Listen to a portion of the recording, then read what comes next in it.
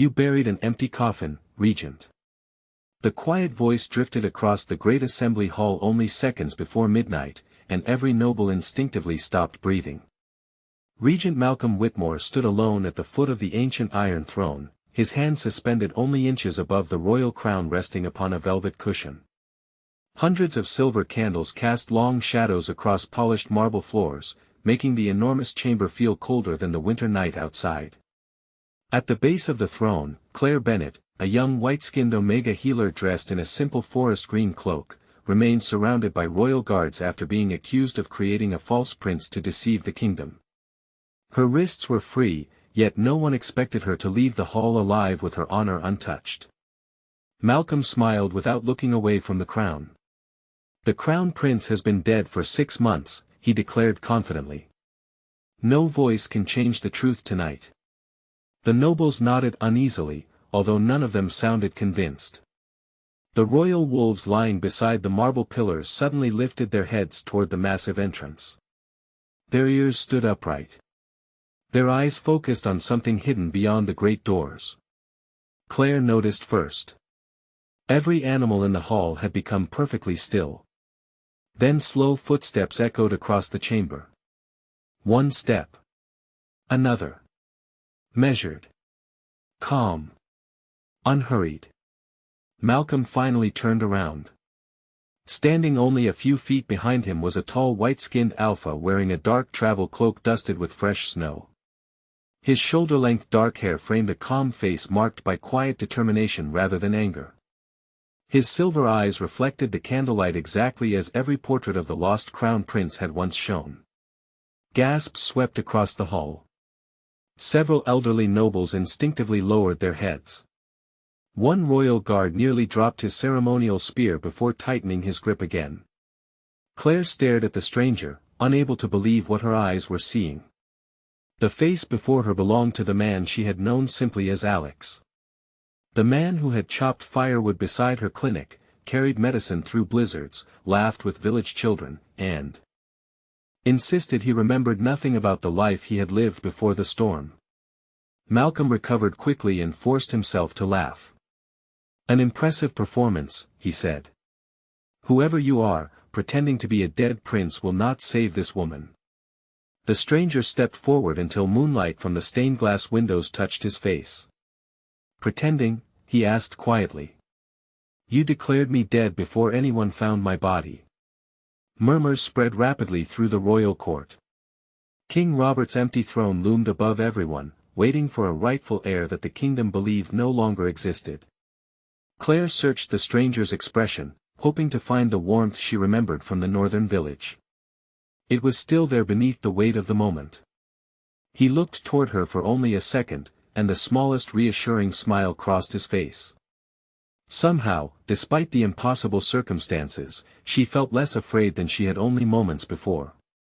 Malcolm lifted the royal crown high enough for everyone to see.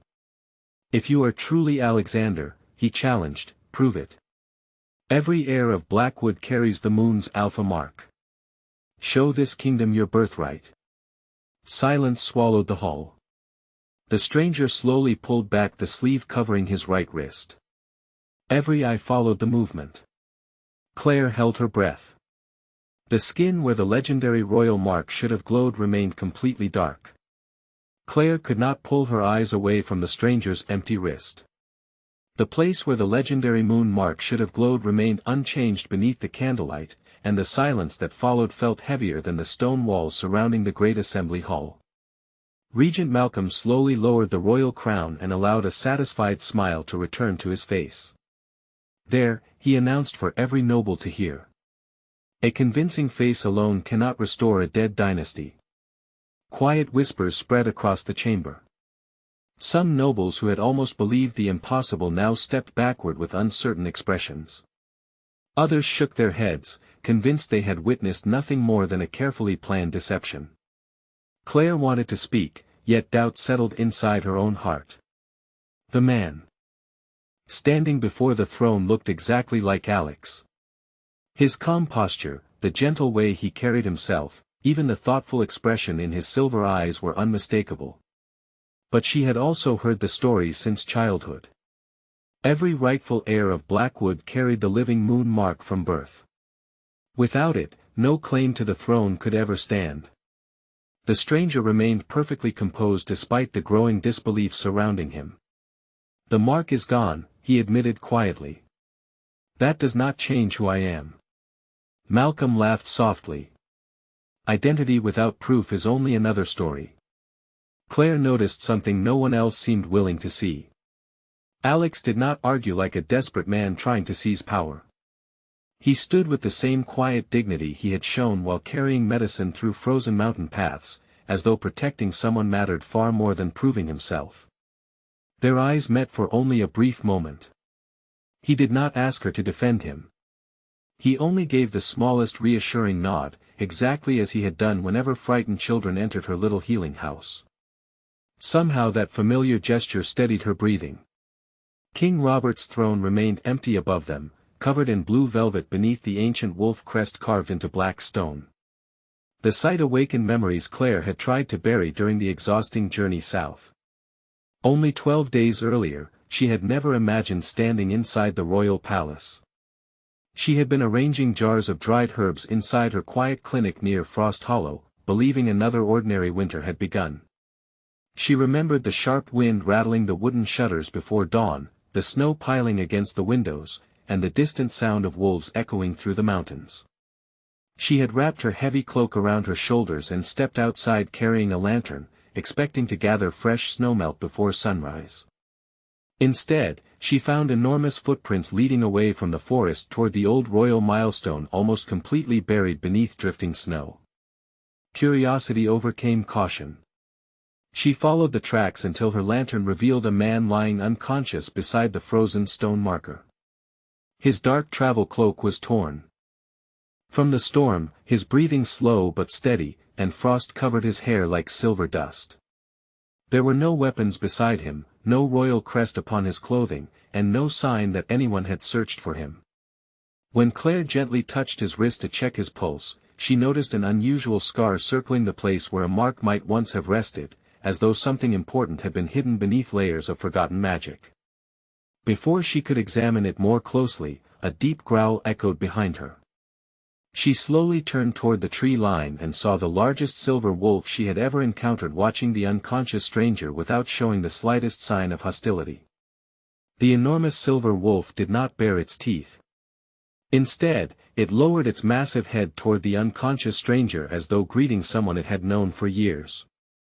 Claire stood frozen, the lantern trembling slightly in her hand while snow drifted silently between the towering pine trees. Every lesson she had learned since childhood told her that wild wolves avoided people whenever possible, especially during the harsh northern winter. Yet this one remained perfectly calm. After several long moments, the magnificent animal quietly stepped aside, looked once more toward the stranger lying in the snow, and disappeared into the forest without making another sound. Claire hurried forward before the storm could grow worse. With the help of her old wooden sled, she slowly brought the unconscious man back to her small healing house overlooking Frost Hollow. The journey took nearly an hour through deep snow, but he never awakened. Warm firelight filled the little cottage as she carefully removed his frozen cloak and wrapped him beneath heavy wool blankets. His breathing gradually became stronger while the warmth returned to his face. She examined him with the patience of an experienced healer. There were bruises from the journey, exhaustion from days without proper rest, and a strange circular scar surrounding his right wrist. It looked neither natural nor accidental. Almost as though something powerful had once rested there before being deliberately hidden. By sunrise, the stranger finally opened his eyes. He looked around the unfamiliar room with quiet confusion before focusing on Claire. "Where am I?" he asked softly. "Frost Hollow," Claire answered while offering him warm herbal tea. "My name is Claire Bennett. I found you near the old royal milestone." He searched his memory for several silent seconds before lowering his eyes. "I remember snow," he admitted. "I remember someone calling my name." His forehead tightened as he struggled to continue. "Alex. I think my name is Alex." Claire waited patiently. "Your family." He slowly shook his head. Nothing. Where do you come from? Again he could only offer a quiet apology. I wish I knew. During the following days, Alex recovered far more quickly than Claire expected. Although he claimed to remember almost nothing, small details continued to surprise her. He instinctively repaired a broken cabinet without asking for tools. He sharpened kitchen knives with remarkable precision. When village children wandered into the clinic, he somehow knew exactly how to calm frightened hearts with gentle stories and patient smiles. More curious still, he spoke with perfect manners unlike anyone raised in the remote northern villages. One afternoon Claire accidentally dropped an old map while organizing supplies. Alex bent to pick it up, studying it for only a moment before tracing several forgotten mountain trails with complete confidence. These roads no longer exist, Claire said with surprise. Most people stopped using them years ago. Alex looked equally puzzled. Then why do I remember every turn? Neither of them had an answer. That evening, heavy snow began falling once again. Claire closed the wooden shutters before noticing movement outside the window. Several wolves had gathered quietly beyond the tree line. Instead of threatening the cottage, they simply watched the house in complete silence. Alex stepped toward the door almost without thinking. Before Claire could stop him, he opened it and stood beneath the falling snow. None of the wolves moved. One by one, every animal slowly lowered its head toward him before disappearing into the darkness. Alex stared after them with visible confusion. Why would they do that? He whispered. Claire could not answer. The following morning, while shaking snow from his repaired travel cloak, she discovered something hidden inside the torn inner lining. Carefully stitched into the fabric was half of an ancient royal seal bearing the unmistakable crest of Blackwood Kingdom. Claire carefully turned the broken royal seal over in her hands while the morning sunlight filtered through the frosted windows of the healing house. Even with half of the emblem missing, the carved wolf surrounded by a silver crescent could belong to only one family. Every child in Blackwood Kingdom recognized that ancient crest. She looked toward Alex, who remained completely unaware of what she had discovered while splitting firewood outside. He worked with steady determination, pausing now and then to help passing villagers carry supplies through the fresh snow as though serving others came as naturally as breathing. Nothing about him resembled the ambitious nobles described in stories from the capital. Yet every passing day revealed another impossible mystery. Claire quietly wrapped the damaged seal inside a linen cloth before placing it inside her medical satchel. She decided not to mention it until she understood more. Later that afternoon, an elderly priest traveling south stopped at the healing house seeking shelter from the cold. Father Samuel had once served a small mountain chapel before retiring to the northern villages. As Claire prepared warm soup, the old priest noticed the edge of the royal seal resting on the wooden table. His weathered eyes widened with unmistakable recognition. "Where did you find that?" he asked softly. Claire hesitated before answering. "It belonged to a traveler I rescued after the storm." The old priest looked through the window toward Alex, who was helping two children repair a broken sled. "Strange," he whispered. "He carries himself exactly as someone raised inside the royal palace." Claire exchanged a puzzled glance with him. "You have never met him?" Father Samuel slowly nodded. "No. But I served at memorial ceremonies for the royal family many years ago. Some habits cannot be taught outside the palace." That evening, curiosity overcame caution. Claire suggested they visit the abandoned mountain chapel where Father Samuel had once served. Snow still covered the narrow trail, but the weather had finally become calm enough for the journey. Alex agreed without hesitation, hoping that perhaps familiar places might awaken forgotten memories. The old chapel stood quietly among towering pines, its stone walls worn by decades of wind and winter. Inside, faded stained glass scattered gentle colors across the cracked floor while forgotten royal banners rested beneath layers of dust. Father Samuel carefully uncovered an old portrait hanging behind the weathered altar. Claire felt her heartbeat quicken. The painting showed Crown Prince Alexander during his coming-of-age ceremony 6 years earlier. The resemblance was astonishing. The same silver eyes. The same strong features. The same calm expression. Alex stared silently at the portrait before slowly reaching toward the frame. The instant his fingertips brushed the carved royal crest, a sudden wave of memory flashed through his mind. Candlelight. A throne room.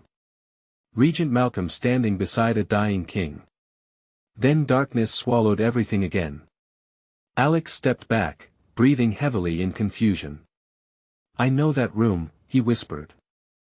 "I have stood there before." Before Claire could answer, Father Samuel lowered his voice. "There is another story almost no one remembers. Some believe the Crown Prince once had a secret twin brother hidden from the royal records." Alex looked back toward the portrait, uncertainty filling his eyes. "Then perhaps I am not the prince after all." Claire remained silent, but something deep inside her refused to believe that explanation. Claire could still see uncertainty lingering in Alex's eyes as they walked back toward Frost Hollow beneath a pale winter sky. The old priest's words echoed between them with every step through the untouched snow. A forgotten twin. A prince believed dead. A man who remembered a palace but could not remember his own name. Alex remained unusually quiet until they reached the small wooden bridge overlooking the frozen stream. He rested his hands against the weathered railing and watched the water moving beneath the ice. "If I truly had a brother," he said softly, "perhaps the kingdom has been mourning the wrong man." Claire stopped beside him without immediately answering. She studied the calm expression that had comforted frightened children, carried supplies for exhausted families, and quietly accepted every difficult task without expecting gratitude. "I have watched who you choose to become every day since the storm," she finally replied. "Whether you were born inside a palace or inside a cottage changes less than you think." Alex smiled faintly, grateful for her honesty, yet the questions inside him refused to disappear. The following morning, riders carrying the royal banner entered Frost Hollow. Villagers gathered outside as a messenger climbed onto the central stone platform and unrolled an official proclamation bearing the seal of Regent Malcolm Whitmore. His voice carried across the snow-covered square. "By order of the Regent, the search for Crown Prince Alexander is officially concluded. The Royal Council recognizes the prince as deceased. The ceremony confirming the permanent regency will take place in 12 days. Silence settled over the village. Some lowered their heads respectfully while others quietly returned to their work, believing the announcement marked the end of a long season of uncertainty. Claire glanced toward Alex. He listened without visible emotion, yet something behind his silver eyes seemed to tighten as though a forgotten memory struggled to reach the surface. Later that afternoon, Captain Daniel Brooks, now traveling as an ordinary courier, stopped briefly at the healing house to purchase winter medicine for a distant settlement. While Claire gathered herbs, he noticed Alex repairing a broken wagon wheel outside. For only an instant, surprise crossed the older man's face before he carefully concealed it. "You remind me of someone," Daniel remarked politely. Alex looked up with a puzzled smile. "I wish I knew who that was." Daniel studied him another moment before quietly riding away, but Claire noticed he glanced back twice before disappearing into the forest road. That evening, Alex unfolded the damaged half of the royal seal once more. "If I am truly connected to the palace," he said, "someone may already be looking for me." Claire slowly shook her head. "Not everyone searching wishes to bring you safely home." She showed him the royal proclamation again. "If the regent is ending the search while you are still alive, then someone has decided the kingdom is better believing you are gone." Alex stared thoughtfully into the fire. "Then we should go to the capital and discover the truth ourselves." Claire agreed without hesitation. Before sunrise they packed only what they could carry. She filled her satchel with medicine, dried moonflowers, clean bandages, and the broken royal seal wrapped carefully in linen. As they prepared to leave, Father Samuel hurried toward them carrying an old leather map rescued from the abandoned chapel. He unfolded it carefully across the wooden table. Hidden beneath faded ink was a narrow passage leading beneath Blackwood Castle. Few people remember this road, he whispered. Only the Crown Prince was taught how to enter through it. Alex stared silently at the forgotten path, and before he realized what he was doing, his finger moved directly to a concealed doorway marked with a symbol that had not appeared on the visible map at all. Claire exchanged a worried glance with Father Samuel after watching Alex place his finger upon the hidden symbol without hesitation. Neither of them had pointed toward that part of the faded parchment, yet he had found the concealed entrance as naturally as someone remembering the path home. Alex slowly withdrew his hand, confusion returning to his face. "I do not know how I knew that," he admitted quietly. "It simply felt familiar." Father Samuel folded the ancient map with careful hands. "Then the road is real," he whispered. "Only members of the royal bloodline were ever taught its existence." Before sunrise the following morning, Claire and Alex left Frost Hollow together. Snow covered the mountain trails, and the cold northern wind carried tiny crystals across the frozen landscape. Claire carried her leather satchel filled with herbs, dried moonflowers, clean bandages, and the broken royal seal wrapped carefully in linen. Alex carried only a small travel pack and a walking staff carved from pine, insisting that the lighter they traveled, the less attention they would attract. During the journey, every village they passed displayed the Regent's proclamation announcing that the Crown Prince had officially been declared dead. Black banners hung beside royal notices, and families quietly spoke about the coming midnight ceremony that would permanently secure Regent Malcolm's authority. Claire noticed Alex reading every proclamation with thoughtful silence. He never argued with the words. Instead, he seemed saddened that an entire kingdom had already accepted the end of someone whose face he still could not remember being. 3 days later they reached the abandoned watchtower marked on Father Samuel's map. Hidden beneath broken stone steps, almost completely concealed by drifting snow and climbing ivy, they discovered a narrow iron door bearing the same faded wolf crest carved into the broken royal seal. Alex stepped closer. Without thinking, he pressed his palm against a smooth section of stone beside the entrance. A quiet mechanical sound echoed beneath the ground as ancient gears slowly awakened. The heavy door unlocked by itself. Claire stared at him in astonishment. "You have never been here before," she said softly. Alex looked equally surprised. "Not that I can remember." They entered a long underground passage illuminated by narrow shafts of sunlight filtering through hidden openings above. Ancient murals lined the walls, telling the history of Blackwood Kingdom from one generation of rulers to the next. Alex paused repeatedly before certain carvings, recognizing names, battles, and ceremonies that he insisted he had never learned. At the end of the passage stood a small stone chamber untouched by time. Upon a wooden table rested a sealed letter protected inside a crystal case. Beside it lay a bouquet of perfectly preserved moonflowers that should have faded years earlier. Claire carefully lifted the letter.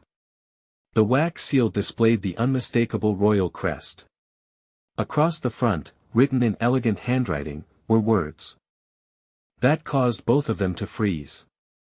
"If I return without my memories," Claire read aloud, "trust the healer carrying the moonflower." Her heart pounded as she slowly looked down at her own satchel where several dried moonflowers rested exactly as they had since leaving Frost Hollow. Alex stared at the handwriting, and another fragment of memory flashed across his mind. He remembered writing those very words beneath candlelight while speaking to someone whose face remained hidden behind the shadows. Before either of them could fully understand what they had discovered, another folded document slipped from beneath the letter. Claire opened it carefully. A single sentence was written across the page. "Do not trust Captain Daniel Brooks under any circumstance." Claire read the warning again while the underground chamber fell completely silent. "Do not trust Captain Daniel Brooks under any circumstance." The elegant handwriting matched every line of the first letter without question. She carefully folded both documents and looked toward Alex, who remained motionless before the crystal case. His silver eyes reflected confusion more than fear. "If I wrote those words," he said quietly, "then I believed Daniel would betray me." Claire nodded slowly, yet something about the warning unsettled her. During their brief meeting in Frost Hollow, Captain Daniel had shown surprise, not hostility. He had ridden away without attempting to capture Alex or alert the royal guards. None of his actions matched the warning resting in Claire's hands. Before either of them could discuss it further, footsteps echoed through the ancient passage. Instinctively, Claire extinguished her lantern. The hidden chamber became almost completely dark except for thin beams of sunlight filtering through narrow cracks above. A familiar voice broke the silence. "If you are still alive, Your Highness, then I have spent 6 months searching the wrong roads." Captain Daniel stepped into the chamber alone with both hands clearly visible and no weapon drawn. Claire immediately placed herself between him and Alex. "Stay where you are," she said firmly. Daniel stopped without resistance. His eyes fell upon the letters lying in Claire's hand, and understanding slowly crossed his weathered face. "You found the message," he said quietly.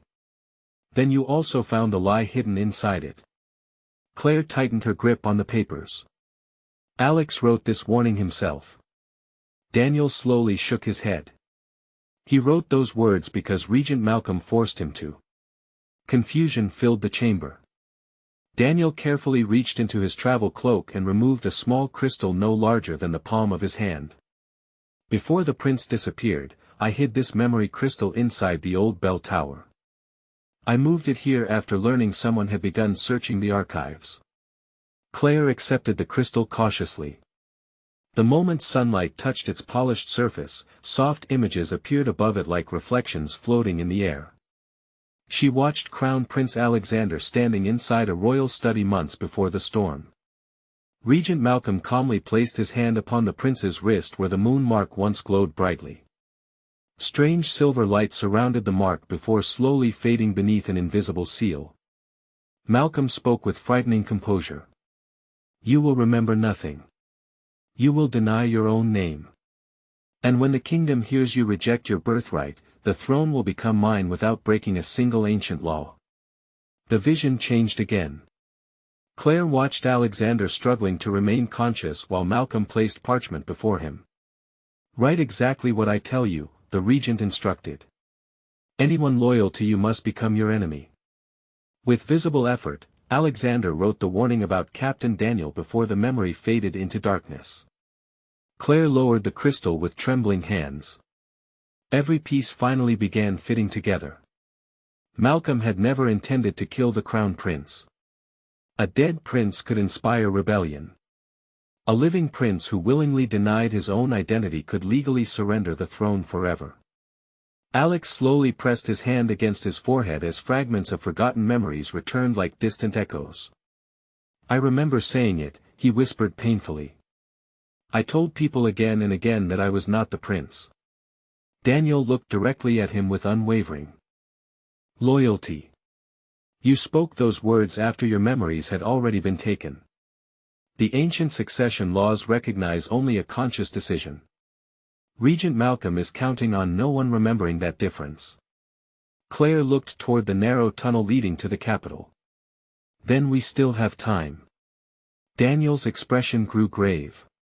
"Very little. Malcolm has moved the coronation forward. The ceremony begins at midnight tomorrow." Claire did not waste another second. She carefully placed the memory crystal, the royal letter, and the broken seal inside her satchel before following Captain Daniel into the narrow tunnel leading beneath Blackwood Castle. Alex walked beside her in complete silence. Every few steps another forgotten memory surfaced, not as clear images but as distant emotions. He remembered the scent of cedar inside the royal library. He remembered standing beside his father during winter ceremonies. He remembered promising the people that he would always protect the kingdom before protecting himself. Yet the face of the man he had once been still remained hidden behind the magical seal. Hours later the ancient passage opened beneath the capital itself. Daniel guided them through forgotten stone corridors until they reached a concealed chamber beneath the old bell tower. "From here," he whispered, "only one passage leads directly into the great assembly hall." Before they could continue, hurried footsteps echoed above. Daniel quietly climbed a narrow staircase to investigate. When he returned, his expression had become far more serious. "Malcolm has already gathered the royal council," he said. He moved the ceremony forward by another hour. Claire felt her heartbeat quicken. "Then we have almost no time left." Daniel nodded. "There is another problem. The regent has accused you of treason." Claire looked at him in disbelief. Daniel unfolded a freshly printed royal decree bearing Malcolm's seal. It declared that an Omega healer named Claire Bennett had fabricated a false prince in order to overthrow the kingdom, and anyone assisting her would be considered an enemy of the crown. Alex's expression darkened with quiet sorrow. "He is using you because of me." Claire calmly folded the decree and returned it. "Then we will make certain the truth reaches the court before his lies become law." They quietly entered the palace through the forgotten corridor, but royal guards discovered Claire before she reached the assembly entrance. Daniel intentionally stepped into view, drawing several guards away while Alex disappeared into another hidden hallway exactly as the ancient plans described. Claire did not resist when the remaining guards escorted her into the great assembly hall. Hundreds of nobles had already gathered beneath towering marble columns illuminated by countless silver candles.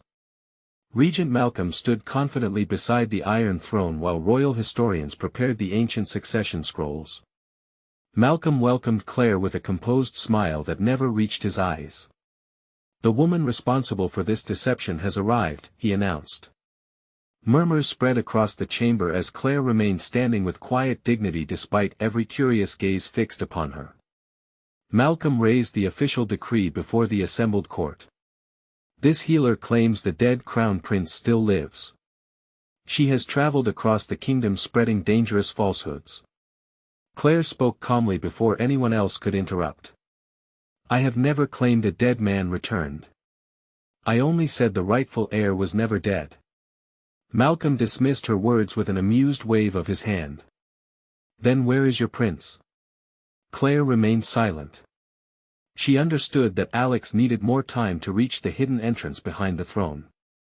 Malcolm stepped closer. "Tell this council the truth." The traveler admitted many times that he was not Prince Alexander. Claire remembered the memory crystal and finally understood the trap. Malcolm wanted the court to believe Alex had willingly surrendered his birthright. She slowly lifted her head. A person without memories cannot knowingly abandon an identity they do not remember. The hall fell unexpectedly quiet. Several royal historians immediately looked toward one another.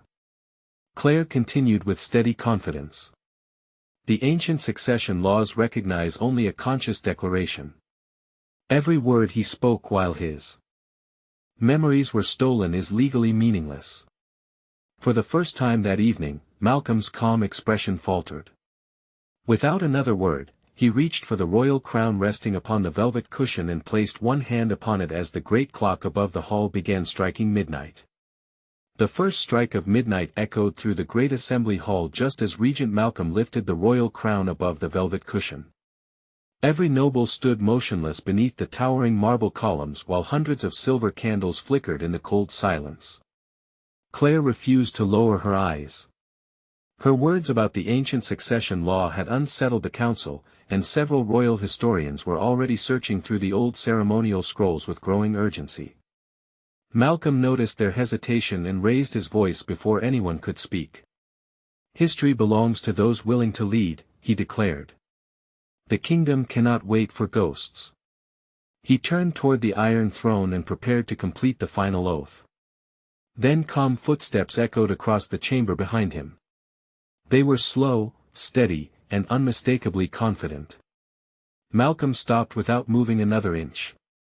Claire closed her eyes for a brief moment before opening them again. She recognized those footsteps long before anyone else did. A quiet voice broke the silence. "The kingdom has never belonged to a regent while its rightful heir still lives." Malcolm slowly turned around. Prince Alexander stepped from the hidden passage behind the throne wearing the ceremonial royal cloak preserved inside the ancient corridor. Snow still rested lightly upon his dark hair, but his calm silver eyes carried the quiet strength Claire had seen since the day she rescued him beside the forgotten royal milestone. The entire court fell silent. Captain Daniel entered moments later carrying the memory crystal together with the sealed royal letter. He presented both before the council without speaking. Malcolm forced himself to laugh. "Anyone can wear a cloak," he answered. "Your mark remains dark. Without the moon's blessing you are nothing more than an impostor." For a single moment doubt passed across several noble faces once again. Claire quietly stepped forward until she stood beside Alexander. From her satchel she removed the small bundle of dried moonflowers she had carried since leaving Frost Hollow. She gently placed the flowers into Alexander's hands. "You remembered neither your name nor your crown," she said softly, her voice carrying clearly through the hall. "Yet you chose kindness every single day. You carried wood for strangers, protected frightened children, shared food with hungry families, and never once asked who deserved your help. Those choices are who you truly are. No forgotten memory can erase them." Alexander looked down at the moonflowers. Another wave of forgotten memories returned, stronger than before. He remembered writing the letter. He remembered trusting that one day a healer carrying moonflowers would help him find himself again. The invisible seal surrounding his wrist slowly dissolved like frost beneath the morning sun. A brilliant silver moon mark appeared across his skin, filling the great assembly hall with gentle light. At the same instant every royal wolf resting beside the marble pillars lowered its head toward Alexander. One by one the royal guards followed, kneeling without command. The royal historians opened the ancient succession scroll and read aloud the forgotten law confirming Claire's words. A declaration made without memory held no legal authority. Malcolm's claim collapsed before the entire court. King Robert, who had quietly entered the hall during the final moments of the ceremony, stepped forward and personally placed the royal crown upon Alexander's head. The aging king then turned toward Claire with deep gratitude. "You returned far more than my son," he said warmly. "You returned the truth." Malcolm peacefully surrendered the regent's seal and was removed from office to stand before the kingdom's highest council according to the law he had tried to manipulate. No celebration began until Alexander walked down from the throne and stopped before Claire. He smiled exactly as he had outside her little healing house after the winter storm. "You believed in the man before you ever knew the prince," he said quietly. "If you are willing, I would like to spend the rest of my life deserving that faith." Claire accepted his outstretched hand with a gentle smile. In the months that followed, Alexander became King Alpha of Blackwood Kingdom, Claire became his honored Luna and royal healer, healing houses were built throughout every northern pack, Captain Daniel was restored as commander of the royal guard, Father Samuel returned to the palace as royal advisor, and the hidden archives were opened forever so that no secret could again steal a kingdom from its rightful future.